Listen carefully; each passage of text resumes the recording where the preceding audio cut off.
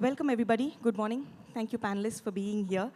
It shouldn't be surprising that LinkedIn has also given in to the reel format, the short video format, right? So you go to LinkedIn and you can now scroll through under 60-second clips.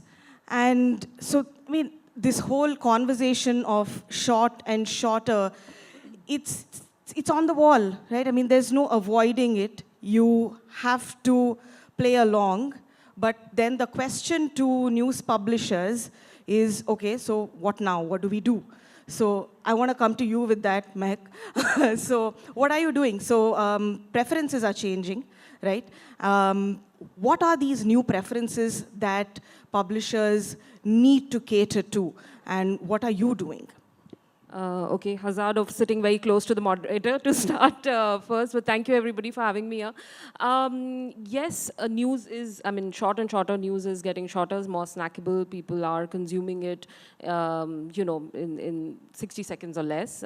Platforms, of course, algorithms are pushing that as well. But maybe just to set context, in the last 6 years when we began Brut, when I began Brut and helped build it from scratch, it was interesting. News at that point in time on Facebook, etc., the algorithms were pushing like 30 seconds, 60 seconds.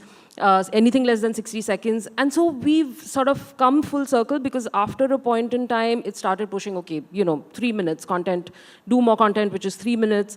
You look at other platforms where, obviously YouTube, etc., right, where you have longer format, which is also working other than shorts on shorter formats. So I think in the last 5-6 years, it's not something which is new. It may feel like that right now because more platforms have launched. Like you said, LinkedIn has just launched a shorter format. So it's always been there. But I think with democratization of news, because there are so many people, and not just news, I would say everybody can make a quick reel. Everybody is very savvy. When they're making it, you don't need you don't need to go through a course on how to make it really. It's how younger population expresses itself. I think it feels like that at this point in time. So I think that challenge was always there. I think it is going to remain, but it's an interesting one where we can, I feel, give impactful news in a short period of time. That should make Suhasini happy that, she says you can deliver news in that 1 minute or 3 minute span. What do you have to say, Suhasini? Well, there was a very famous British royal, and she said once that you can't be too rich or too thin. And it seems almost when you're looking at the news now, you can't be too short. So if you're doing a 40-minute news segment, sooner or later you'll be asked, can you make it a little shorter? We've seen it at the Hindu ourselves because, left to ourselves, we can talk nonstop for an hour or so. On any, arcane subject like the Bosnian-Serbian war or whatever. But you do need to find some kind of a medium. I think, we have to get away from the idea that we're all in some just-a-minute contest. Like, can you say something and just keep talking for 1 minute? You don't actually have to make sense. You just have to keep talking for 1 minute. I think you have to get down to understanding what you are actually providing. Sometimes you can provide a 40-minute version. You can find from that the version that's a little shorter. You can find in there a version that gives you just the bullet points. Here's the top 10 things I think you should know. News you can use really lends itself to that 1 minute format. But why have we decided that everything has to be part of some assembly line? Why does it have to be 1 minute or 90 seconds if you're on Insta? Or, how are we going to move forward? Will the 1 minute become say it all in 30 seconds? Will it become say it in double speed because that poor, viewer, listener, reader does not have the sense? Finally, will it just be speak in sign language, speak in blinks? I'm being ridiculous here only because I think it is ridiculous to assume that you can make everything you find a demographic that listens to news in a certain way, and you assume that you can extrapolate from that to the entire news universe. But at the end of the day, we're a planet of 8 billion people. Different people have different interests. And I think it's very important for us to move away from the language of product and consumers to the language of service, information service, readers, listeners, and viewers, and realize that there's no one answer to it, or a 1 minute answer to it. So Rishi, some of the points that Suhasini made, that I think there are different consumers out there, users who are viewing it, and that information needs to be provided to different audiences differently in some sense, right? So I was looking at Jist News, and you also, like many other platforms, have long-form content and the short videos. Is there a formula to it? So my question is, if you make one half-an-hour video if you had one half-an-hour video, for that one half-an-hour video, how many short-form videos do you have? How do you balance out what's your video strategy? I don't think there is any formula to it, going by what your example is. So for example, if you are interviewing someone or you are breaking down a piece of news, it really depends on what the subject matter is or what the questions and what the answer from the respondent on the interview is. I don't mean for one video about something, but usually what we've seen as a pattern is that if it's a 60-minute long interview, usually there are about 4 to 5, portions of that video which adheres very well to the short format medium. So while there is no set formula to it, but usually what we've seen is, on average, a 60-minute long interview will give you at least 4 to 5 instances where you can churn it out into short format content.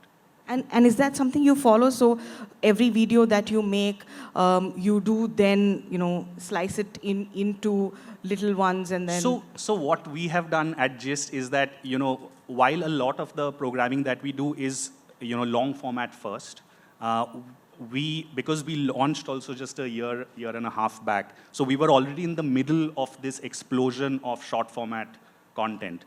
On the drawing table itself, we had figured out a few programs that would be short format first. So for example, short format breakdowns of trending topics. So we have an IP or a program called Answered, which tries to break down something which is trending or in the news in a short nugget. So that is short, edited, produced and written, the script, the research, all of it is done to sort of fit something which is, layered, but we're trying to give a sort of like a 2, 3, 4 minute overview of what this subject is and why it is important and why it is trending. But apart from that, we also follow the classical method where we are, breaking down news, doing a ground report, or doing an interview or somebody, and then we figure out certain aspects of that video which can render itself well into a short format. Gaurav, I want to come to you now. Publications have struggled with monetizing video news, and with this conversation of short and going shorter, how do you monetize short video now, these 60-second or 59-second videos? And because they're all sitting on platforms at the end of the day, those algorithms keep changing. How do you monetize? How do you work towards that? So I'll tell you what, till a few years back, 3 minutes used to be a short, right, video. YouTube would not monetize anything which was produced lesser than 3 minutes. Right? The definition changed. Right, I think between TikTok started, Insta followed, and then YouTube picked it up, and then the whole consumption pattern changed, right? Now there's no running away from the fact that is how the content is being consumed. And forget about the younger audiences, I would say for myself, right? I mean, the attention spans are shorter, the time is premium, and then there are times when you don't have that bandwidth to consume a long-form video. You would want to go to a snackable content piece and all of that, right? Purely from a, audience perspective, it is imperative that we produce that kind of content. Do we get value out of it? Questionable, right? Because Insta doesn't monetize, TikTok doesn't exist. YouTube Shorts has started to monetize, but that's, when you compare the yields from a longer format compared to a shorter format, it's much lesser. Right, so we did a bunch of experiments, right? It's been on for about 2-3 years now. So we've done various things in terms of what do we do, right? Initially, we started to use shorts to increase our subscriber base, right? Because See, we are all publishers, and the maximum consumption for us is happening on the YouTube, right? There's no other platform. Our pages barely get anything which is substantial. Though we integrate videos, we also integrate shorts, and all of that happens. But in terms of direct display programmatic monetization, yes, shorts are a challenge. But what shorts enables you to do is enable you to have more subscriber base.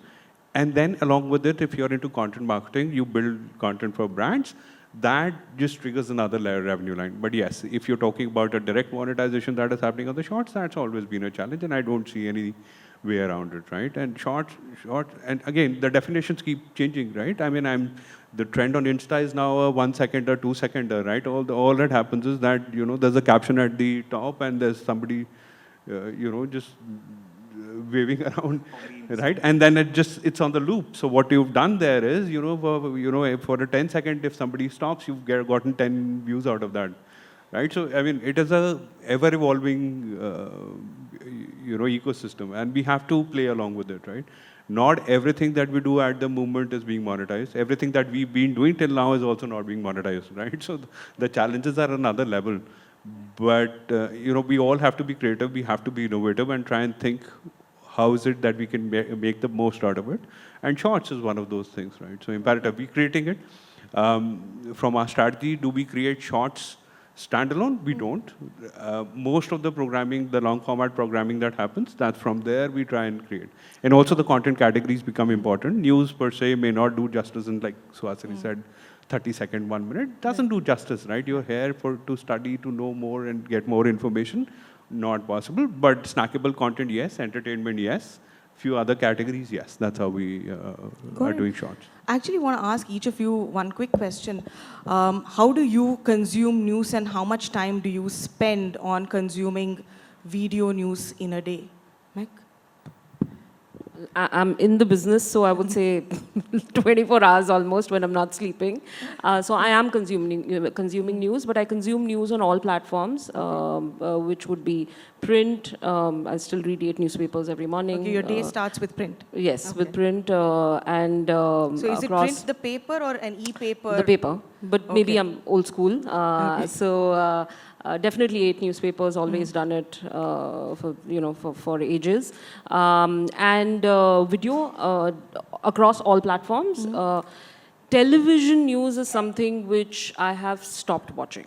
I do watch television news when there's elections, when there's events like that. There's calamity, etc.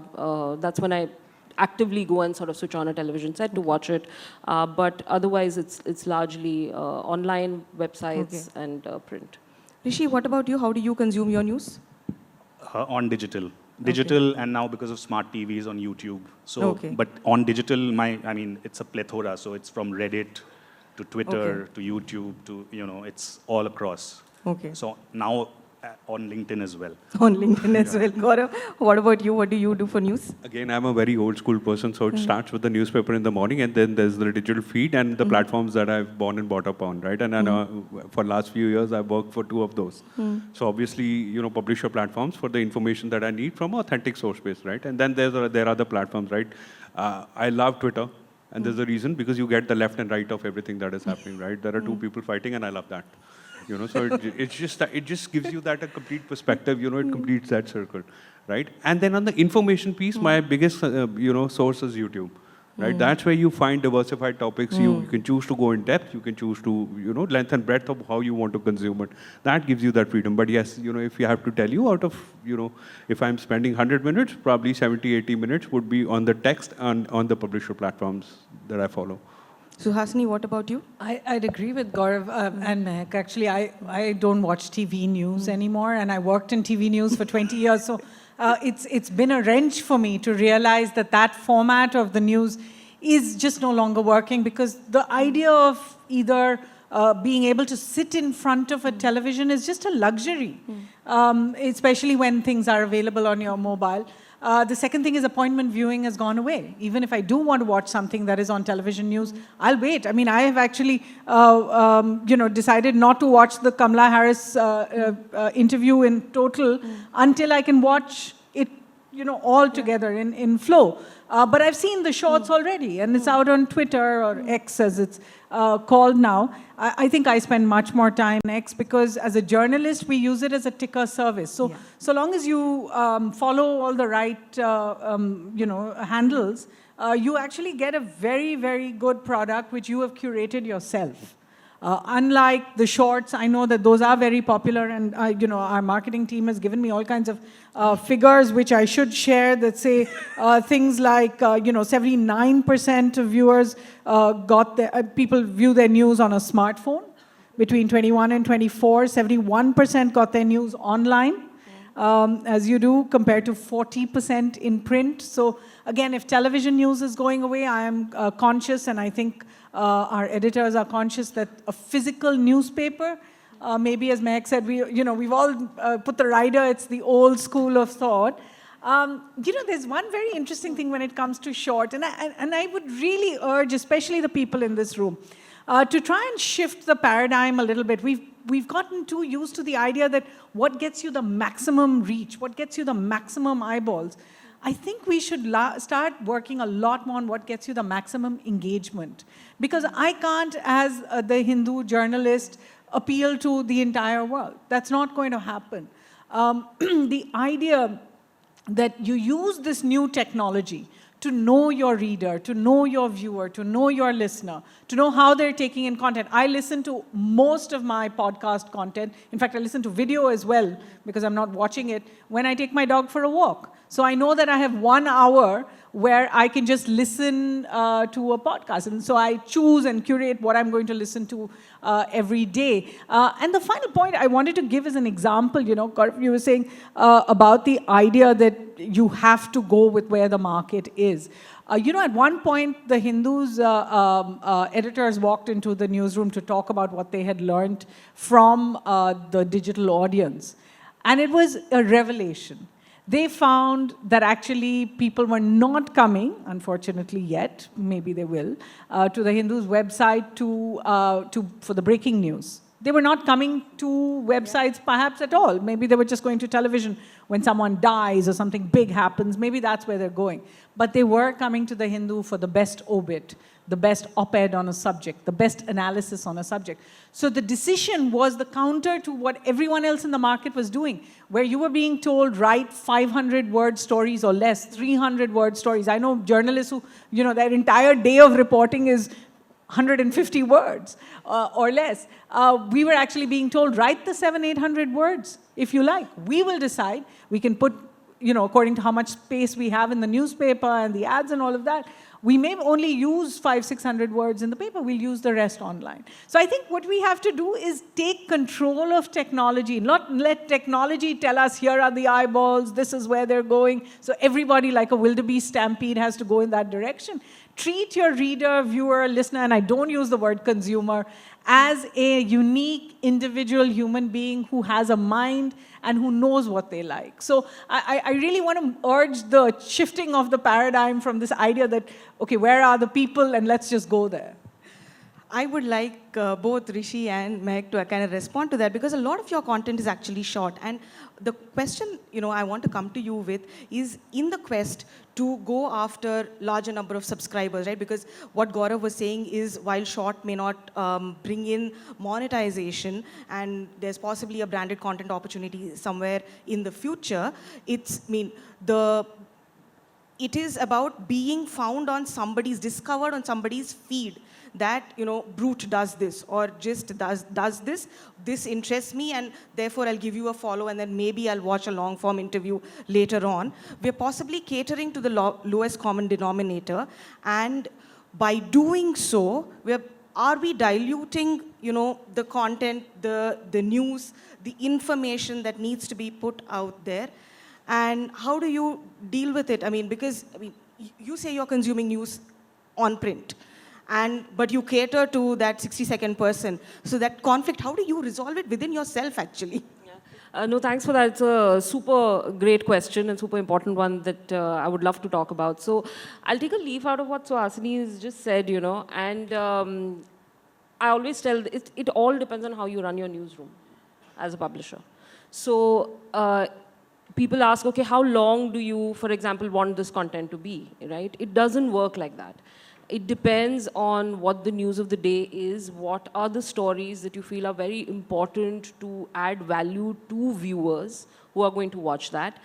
And you take as long as you want to tell that story. Maybe that story can be told in 60 seconds. So you're able to do, say, 5 stories in 60 seconds that day, but you're also able to give a 12-minute or a 30-minute, which can be, you know, a long conversation, a ground report, like, you know, Rishi was saying, which takes an hour. You're able to put that content out as well. So it just completely depends how long does it take to tell the story so that it can create the impact and you give it the maximum information. I think that's how, at least, you know, I mean, it depends on how you run your newsroom. If you're going to say no, shots and reels and everything else is going to give me the maximum subscribers, etc., let me push out a number of them.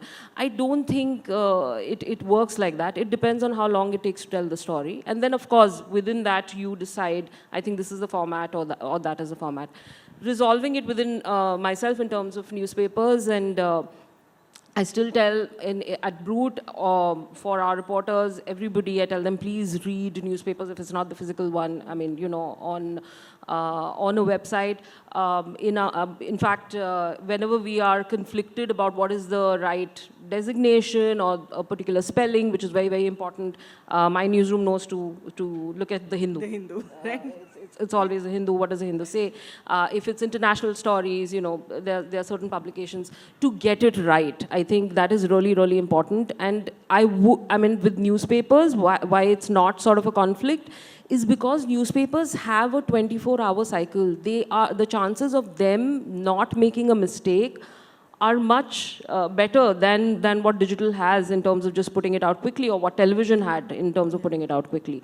So I think that's where I feel that there isn't a clash, really. I mean, it's wonderful that you mentioned that, actually. Is this whole thing of, if you want to verify something, read the Hindu, or back in my day, you know, it's if you want to learn English better, then read the Hindu. It clearly, I mean, we seem to believe that print gets it better than us. Print, you know, is right all the time, and digital does not have credibility. That's worrisome, and again, I mean, I'm dumbfounded, actually. So what do you do? I mean, if digital does not have that credibility and we are going shorter and shorter, quicker and quicker, what do you do? How like with the newsroom, how do you build your newsroom then? Who are the reporters you rely on to get it right in 60 seconds and in 15 minutes? Like, something news has broken, you need to make that news, contextualize it, put it out there in less than 60 seconds and do it as good as the Hindu will. So we have the advantage that we are not in the business of breaking news. So we let the news sort of break in all the, you know, like Suhasini said, that we have curated our Twitter and Reddit feeds in a way that we get verified sources of news information, and then we sort of let it you know, marinate, and people give their opinions, and then we do a package or a breakdown at the end of the day. That's the way that Jist operates, and I think Brut also follows a similar. So we're not in that rush. So usually I mean, it's not like we're 100% accurate, but say a high probability is that we will get most of our facts right. But I just want to say something that Gaurav said, and it's sort of stuck with me, is that, you know, we don't look at shorts anymore as building more subscribers. Because the way the algorithm is working, especially on Meta, is that they are pushing reels irrespective of the number of subscribers you have. So when you say Meta, you mean both Instagram and Facebook? Both Instagram and Facebook. Okay. So you will see a lot of pages today or profiles today which probably have 25,000 followers or 100,000 followers, but they are doing, you know, their reels, one particular reel or a couple of reels would do views in the millions. So it's not like there is a direct correlation between your reels going viral and a subsequent, you know, addition to your, so basically, you know, most media companies today, at least on major social platforms, we're like tenants with a very draconian landlord who keeps changing the rent agreement every 3 months, and we have to keep complying to that. So I think the sanity for publishers is what Mehak is saying, that the story determines the format, the story determines the flow.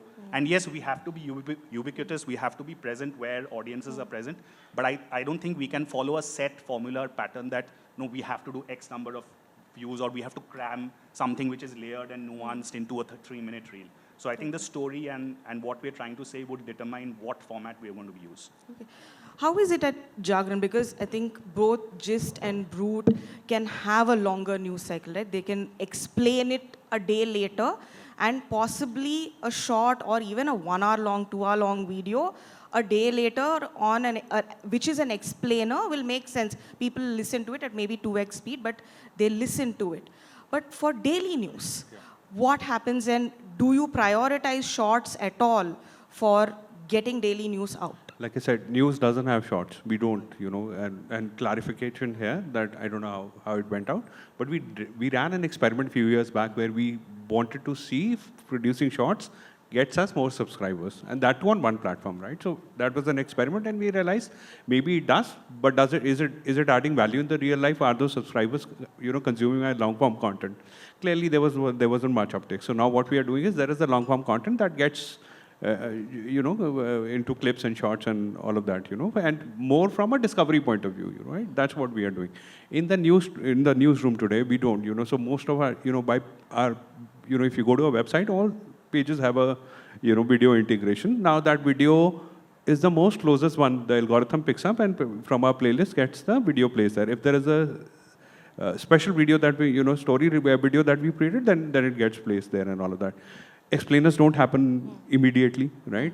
And there is no point of doing a breaking news 30-second. What is the value add that we are doing, right? Our legacy is that people come, and it's a network that we built over the years. So one, from that, the statement that you made that digital is not, people don't trust and all of that, right?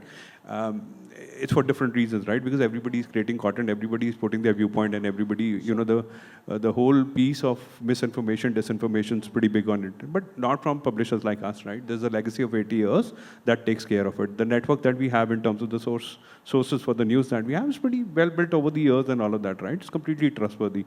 And to be honest, I've seen print making mistakes in the headlines. That has happened, right?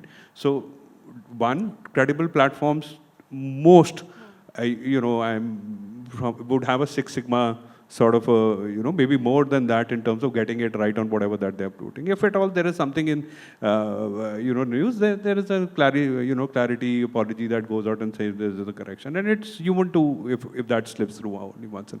But in a newsroom, we are not doing any shorts. There is no concept of, and what is the shelf life here? You imagine you do a short, news is as good as, few hours, maybe a day or two. It is all constantly evolving. What is the value do we get out of it, right?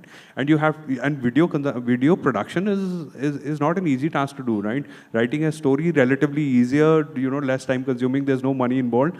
While when you produce a video, you have to see the value that comes out of it, right? So what is the, so we are not doing anything which isn't, creating special short form content for the breaking news. That is not happening, right? Most news, video production that happens is towards explainers, towards adding value to whatever's been happening over in the space.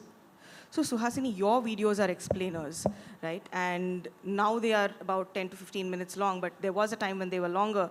So is your content getting shorter? Is there pressure on you to make shorter videos? See, I think what happens over time, and I'm sure some of the content creators in the audience will agree, is over a period of time, social media and technology give you a sense of who your viewer is. So you try to maximize their cost-benefit analysis, because what you're spending is, okay, your money, your resources to put something together, but what they're giving you is their time. And I think that's the most important. I mean, there is a paywall, but people pay, over a period of time. It's not like they're just paying for that one. So I think you have to respect that they're giving you their time, so make it important, make that time used well, to quote somebody, I think it was Mark Twain who said, I don't have the time to write you a short letter, so I'm going to write you a long one. Basically, you must have discipline. You have to be able to say, what I need to say, what you need to hear is this much. I don't necessarily have to go into a longer. So what we do is we try to intersperse, sometimes do a piece that's just on history, If you want to understand the history of something, but if you want to understand what's happening right now, here is this piece. And I think you have to understand you're part of a news universe. All of us are contributing to a news universe, and we're complementing each other in many ways. So the idea that we're in a sense just competing for the same thing. The final point I would like to make, and you know, thank you both ladies. I hope some of the brand managers of The Hindu are listening, because you gave them a great tagline, as good as The Hindu. The idea is credibility. Eventually, news is not about who has the best looks, the best voice, the best information even. It is who is the best journalist, who has gone out there, taken the time to understand a story, put it together, give it to you in a way that is interesting to you and actually informs you, gives you things to take away from it. Those are all important. Those can be done in 1 minute. I can give you 5 reasons why Prime Minister Modi's visit to Ukraine was very productive. I can give you 5 reasons why it was a bit of a disaster. You know, if I can do that for you, the idea is that I can then build credibility. And the credibility is not just of a big brand or a legacy brand. I think Mr. Khadekar talked about the fact that now there are single-man brands or single-woman brands who are being watched. Again, it's credibility. That's what's separating everyone from everyone else. And that's what makes the news business worth it. You know, that it's not. Eventually, if you tell me that you want the maximum viewership, you want the maximum readership, Mr. Khadekar said it, it's entertainment. You know, we all know that we're part of that 10% of the news, of the universe that is watching news. So in order to maximize that, it has to be credibility. Good. We have about 8-9 minutes left, and the last question I want to come to all of you with in parts is about using technology to make things shorter. So, I mean, Gaurav spoke about how it's labor intensive to first make a video in itself, right? And then to make shorts out of it and then put those up online. So, what kind of technology, I mean, so we have someone who's actually going to be here later in the day who has a whole software that, you know, makes things shorter if you feed it a long form video. So do you use technology to do all of this when you have to make short videos, or you have a, you know, video editor who sits and makes the things shorter? What do you do?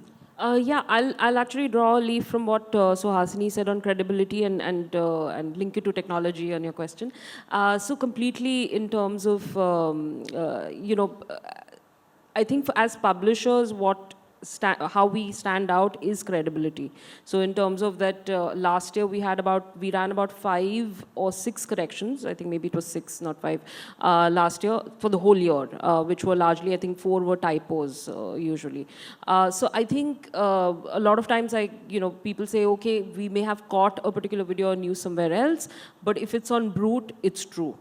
So I think, and I'm sure that for most publishers, the way to stand out on digital, on social media is the credibility bit. And why I'm linking it to technology and what you're asking is, so I think technology is also changing really quickly in terms of making it shorter.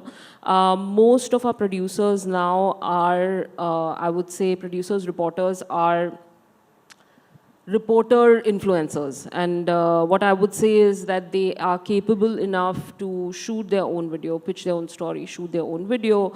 They're able to use technology to, if you need to cut a short or a reel or make it shorter, if you're able to edit a complete video, all of that, right? They can operate cameras, use technologies, and I think that is an evolution of the newsroom on social media. So yes, and that technology keeps changing. In terms of, yes, there's a lot of technology out there, of course, which can take larger format videos and just build it into, I mean, algorithms, AI, all of that, right? I think even on platforms you now have, which can, it's exciting and scary at the same time. We'll see where it goes. But at this point in time, definitely technology is hugely important for short formats that everybody uses in the newsroom. So when I was in journalism school, the director of my institute, he used this one term, convergence, for 2 years, and he said every journalist has to learn how to make their news, produce it, and he taught us radio production. Even if we were in just the journalism class, in the first year, we learned video production, audio production, everybody learned PageMaker, everybody was taught each of these things. And then you could go on to do whatever you wanted. Today, to cater to this new audience, what are the tools that content creator, it's sad that a journalist now has become a content creator. But what tools should a journalist equip themselves with? So, most of my colleagues at Jist are, either Gen Z or like early millennials. So they're all digital natives in a way. So they've sort of grown up, having a smartphone or using social media like, it's like oxygen for them almost. So, everybody kind of knows how to, utilize, optimize social media, create content, all of that stuff. So I don't think that's a challenge for us. We have Mr. Rahul Srivastava, who's news director, true blue like Suhasini, coming from the TV days. So to him, explaining what reels are, what shorts are, how to retweet, those are technological challenges that we sort of have. But for the general workforce at Gist, I don't think that's a problem. But we're trying to sort of not get AI into our newsroom process as much as possible. Not even for creating. Why? Because there's already so much of technology. So we're trying to hold off as much as possible because, as a business, inevitably there will be a wave like we are seeing with social media and with shorts. Inevitably there's going to come a wave sometime in the near future, maybe in the distant future, hopefully, where some of these things will become so, the economics of things will be so ridiculous that some of these functions will be taken over by AI, especially the technical functions like editing, stuff like that. So, but that's not going to be a pretty sight, It's going to, you'll have newsroom who will optimize, businesses are anyway struggling because of monetization, etc. So we want to hold that off as much as possible because A, it'll have real world impact, and also B, it'll kind of take away the joy of working with another human being, and making mistakes sometime, but learning from it, those kinds of things. That the actual act of putting a story together I think that is also going to get impacted very soon. Gaurav, how do you think of AI in the newsroom and in the organization? So the way things are, efficiencies are of prime importance at the moment, right? And also AI is capable to do a lot of things, take out a lot of clerical work out of the system, right? We've been using it extensively, right? Not from a production point of view, but from an optimization point of view, right? So many platforms, each platform has a different, way a video needs to be put, that, the titles are different, the thumbnail is very different, right? So all of it can be automated, right? You would not need a manual intervention there for a, editor, journalist sitting there and thinking through 5 platforms. So all of that can be automated. Why not automated? So we've been doing that, but we are very clear that no mass production is happening on the AI. Even if some of it as an experiment is happening, there's a clear maker-checker process there, and we're not, giving it 100% on the machine. That's not happening. But yes, for optimization, absolutely, and I see that increasing as we go along. The platforms are going to get better. The AI platforms and the tools that we are using are going to get better, and we should be using those, right?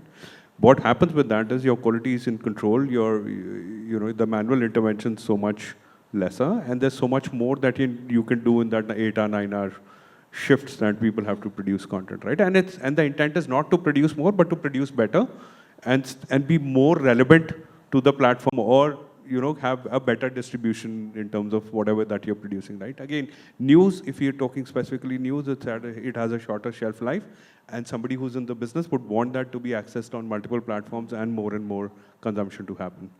Got it. Suhasini, have you had to learn have you had to learn recording, Canva, and graphic design, any of these things? Well, to be honest, I did my master's in broadcast journalism at a time when getting on air was a really difficult process. You could not get on air on the first day at work, as many do now. So, times are changing. I'm talking about 30 years ago. Just FYI, I remember having young kids come to me and say, how do we get on air? And I said, I think, about 5 or 6 years, you should learn the business. You should learn production. We spent time in those days I was with CNN International getting voice training, how to speak from your stomach, how not to drink milk before you went on air because that could clog your vocal cords, how to hold a tripod on that exact point on your shoulder so that it balances and is the least amount of stress, how to carry a ladder and use it for to just get that one shot. So we learned all of that. And I'm not saying that the new generation needs to learn all of that all over again. I think all of these are tools. You talked about artificial intelligence. At the end of the day, I think as journalists, we don't believe AI is going to take our jobs. I think AI is going to make us do our jobs better, do our jobs maybe more quickly, maybe sometimes even make suggestions that work, like a grammar check or a spell check is now considered part of, before you file your story, you will put a spell check on. Maybe in the future, we will run it through an AI, or we'll use an AI for a descriptive photograph where we can't get a hold of one, or we don't have someone to sketch it. But at the end of the day, as I said, the idea is not that the journalist is going to be replaced, but that the journalist is going to be enabled. Fully put, and time's up. Thank you so much. I think one thing I'll definitely take away is things getting shorter is not the end of everything. If at all, short is going to cater to something different, and long and print and everything will coexist. So with that, we'll end the first panel. Thank you so much, audience, and thank you so much, everybody.